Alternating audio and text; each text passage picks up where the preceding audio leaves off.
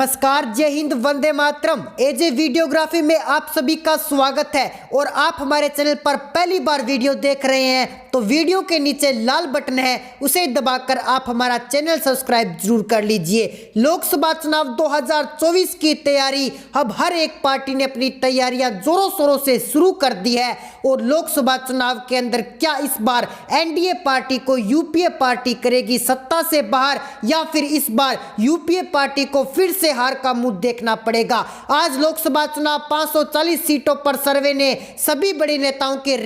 रातों की नींद उड़ाकर रख दी है। 2023 में भी 9 जिलों में विधानसभा के चुनाव होने वाले हैं। तीनों जिलों में कौन सी पार्टी का पलड़ा भारी होगा और कौन सी पार्टी यहां पर सुर्खियां बटोर रही है, ये तो आने वाला वक्त ही बताएगा। लेकिन उससे पहले जो सट्टा बाजार ने अपने सर्वे आंकड़े 2023 के विधानसभा चुनाव वाले और 2024 के लोकसभा चुनाव के परिणाम के आंकड़े जो सट्टा बाजार ने देश के सामने रखे हैं, उन सर्वे आंकड़ों को जानने के लिए आप हमारे स्पेशल रिपोर्ट को जरूर देखिए। तो चलिए शुरुआत करते हैं होने वाले सभी जिलों के लोकसभा चुनाव के ताजा रुझान के बारे में, किस पार्टी को कितनी सीटें आ रही है। सबसे पहले बात करें कर्नाटक की, तो कर्नाटक के अंदर 28 विधानसभा सीटें हैं, जिसमें से बीजेपी के खाते में 8 सीटें, कांग्रेस के खाते में 15 सीटें, जेडीएस के खाते में 5 सीटें, बाकी बची अन्य पार्टी का कर्नाटक के अंदर पूरी तरह से सुपड़ा साफ हो चुका है। इसी के साथ अगले राज्य हमारे पास आता है कश्मीर। कश्मीर की कुल 6 लोकसभा सीटें हैं, जिसमें से कांग्रेस के खाते में 3 सीटें, बीजेपी के खाते में 1 सीट, पीडीपी के खाते में 2 सीटें, बाकी बची पार्टी का यहाँ भी पूरी तरह से सुपड़ा साफ हो चुका है। इसी के साथ बढ़ते हैं अगला राज्य, तो अगला राज्य आता है हमारे पास हरियाणा। हरियाणा की कुल 10 लोकसभा सीटें हैं, जिसमें से बीजेपी के खाते में 4 सीटें, कांग्रेस के खाते में 5 सीटें, आम आदमी पार्टी के खाते में 1 सीट, बाकी बची पार्टी का यहाँ पर भी पूरी तरह से सुपड़ा साफ हो चुका है। अगले राज्य दिल्ली की बात करें तो यहाँ की कुल 7 विधानसभा सीटें हैं, जिसमें से कांग्रेस के खाते में 4 सीटें और भारतीय जनता पार्टी के खाते में 2 सीटें, आम आदमी पार्टी के खाते में 1 सीट, बाकी पार्टियों का यहाँ पर भी कोई भी सीट हासिल नहीं हो पा रही है। अगले राज्य पंजाब की बात करें तो यहाँ की कुल 13 लोकसभा सीटें हैं। यहाँ पर आम आदमी पार्टी को 9 सीटें देने का अनुमान लगाया जा रहा है, जबकि कांग्रेस पार्टी को 2 सीटें और भारतीय जनता पार्टी अपनी 1 सीट पर कमल खिला रही है। बाकी बची पार्टियों का सुपड़ा साफ हो चुका है। आगे बात करें मेघालय की, तो मेघालय के अंतर्गत 29 लोकसभा सीटें हैं, जिसमें से बीजेपी के खाते में 12 सीटें, कांग्रेस के खाते में 15 सीट और बीएसपी के खाते में 2 सीट जाती हुई दिखाई दे रही है। अगले राज्य झारखंड की बात करें तो यहाँ भी कुल 19 लोकसभा सीटें हैं, जिसमें से बीजेपी के खाते में 6 सीटें, कांग्रेस के खाते में 8 सीट, जेएमएम के खाते में 5 सीटें जा रही है। आंध्र प्रदेश की भी 25 लोकसभा सीटें हैं, जिसमें से कांग्रेस के खाते में 4 सीटें, भारतीय जनता पार्टी के खाते में 8 सीटें, वाईआरपीएस के खाते में 10 सीटें, टीडीपी के खाते में 3 सीटें जाने का अनुमान यहां पर लगाया जा रहा है। इसी के साथ अगले जिले उड़ीसा की बात की जाए तो यहां पर 21 लोकसभा सीटें हैं,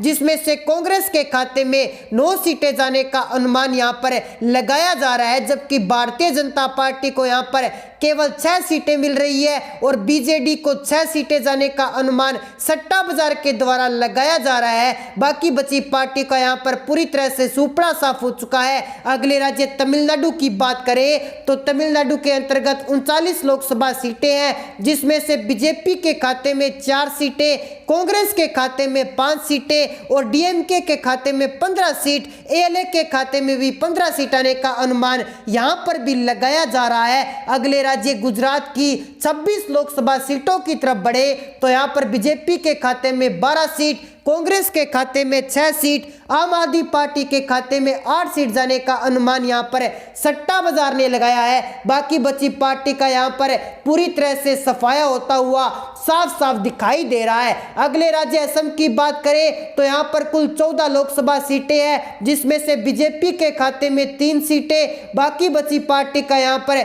सुपड़ा साफ हो चुका है। अगले राज्य केरल की बात करें तो केरल के अंतर्गत 20 लोकसभा सीटें हैं, जिसमें से बीजेपी के खाते में केवल एक सीट जाने का अनुमान यहां पर सट्टा बाजार ने लगाया है। अगले राज्य तेलंगाना की 17 लोकसभा सीटों की तरफ बढ़े तो यहां पर भी कांग्रेस के खाते में 5 सीटें, बीजेपी के खाते में 3 सीटें और टीआरएस के खाते में 7 सीटें जाने का अनुमान यहां पर लगाया जा रहा है, जबकि एएम को 2 सीटें, बाकी बची पार्टी का यहां पर भी पूरी तरह से सफाया हो चुका है। अगले राज्य छत्तीसगढ़ की बात करें तो यहां की कुल 11 लोकसभा सीटें हैं, जिसमें से बीजेपी के खाते में 6 सीटें, कांग्रेस के खाते में 5 सीटें, बाकी बची पार्टी का यहां पर भी सुपड़ा साफ हो चुका है। अगले राज्य महाराष्ट्र की तरफ बढ़े तो महाराष्ट्र की कुल 48 लोकसभा सीटें हैं, जिसमें से बीजेपी के खाते में 15 सीटें, कांग्रेस के खाते में 14 सीटें और एनसीपी के खाते में 8 सीटें, बाकी बची पार्टी का यहां पर भी सुपड़ा साफ हो चुका है।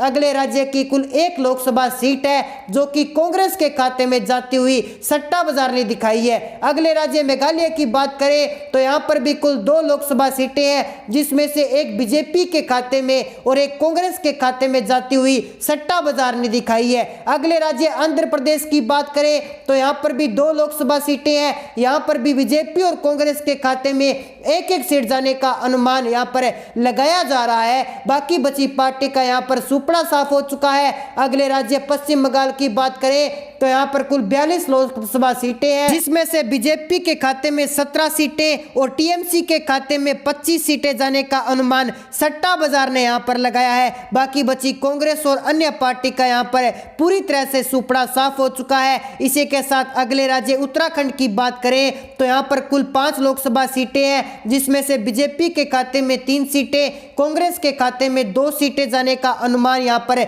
लगाया जा रहा है। अगले राज्य उत्तर प्रदेश की बात की जाए तो यहां पर कुल 80 लोकसभा सीटें हैं, जिसमें से बीजेपी यहां पर बहुमत का आंकड़ा पाती हुई 32 सीटें जाने का अनुमान यहां पर बीजेपी का लगाया जा रहा है और कांग्रेस पार्टी के खाते में 14 सीटें, एसपीए के खाते में 27 सीटें, बीएसपी 2 सीट और अन्य पार्टी के खाते में 5 सीटें जाने का अनुमान सट्टा बाजार ने यहां पर लगाया है। अगले राज्य राजस्थान की बात करें तो यहां पर कुल 25 लोकसभा सीटें हैं, जिसमें से बीजेपी के खाते में 10 सीटें और कांग्रेस के खाते में 14 सीटें जाने का अनुमान लगाया जा रहा है, जबकि आरएलपी के खाते में 1 सीट जाने का अनुमान राजस्थान में सट्टा बाजार ने लगाया है। अगले राज्य बिहार की बात की जाए तो यहां पर कुल 40 लोकसभा सीटें हैं, जिसमें से बीजेपी के खाते में 12 सीटें, कांग्रेस के खाते में 5 सीटें, आरजेडी के खाते में 15 सीटें और जेडीयू के खाते में 8 सीटें और अन्य पार्टी का पूरी तरह से यहां पर सुपड़ा साफ हो चुका है। तो दोस्तों, ऐसे में आपकी जो भी राय है, आप कौन से राज्य से है, आपके राज्य में किस पार्टी का पलड़ा भारी होने वाला है और कौन सी पार्टी सुर्खियां बटोर रही है, ये आप हमें कमेंट बॉक्स में जरूर बता सकते हैं। अगर आपने अभी तक हमारे चैनल को सब्सक्राइब नहीं किया तो हमारे चैनल को सब्सक्राइब जरूर कर लीजिए और साथ ही बेल आइकन को प्रेस कर दीजिए, ताकि 2024 के लोकसभा चुनाव से जुड़ी हर लेटेस्ट अपडेट आपको नोटिफिकेशन के माध्यम से तुरंत मिल सके। मिलते हैं एक नई अपडेट के साथ, तब तक के लिए जय हिंद, जय भारत।